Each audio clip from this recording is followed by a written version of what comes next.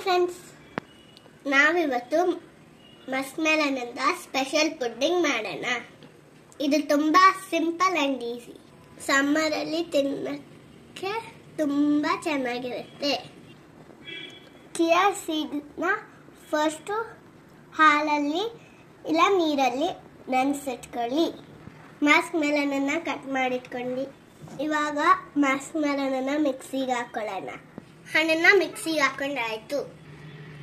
ಮಸ್ಕ್ಮೆಲನ್, pumpkin seeds, ಬಾದಾಮಿ ಗೋಡಂಬಿ ಮತ್ತೆ dates ಎಲ್ಲಾನು ಸಣ್ಣದಾಗಿ ಕಟ್ ಮಾಡಿಟ್ಕೊಳ್ಳಿ. ಒಂದು ಸರ್ವಿಂಗ್ ಬೌಲ್ ತಗೊಳ್ಳಿ. ಮಸ್ಕ್ಮೆಲನ್ ಜ್ಯೂಸ್ನ ಅದಕ್ಕೆ ಹಾಕೊಳ್ಳಿ. ನೆನೆಸಿರೋ ಚಿಯಾ ಸೀಡ್ಸ್ನ ಜ್ಯೂಸ್ಗೆ ಹಾಕಿ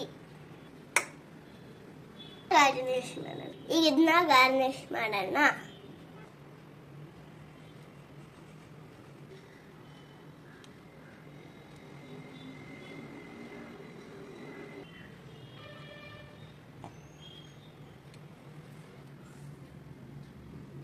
ಇದನ್ನ ಟೇಸ್ಟ್ ಮಾಡೋಣ.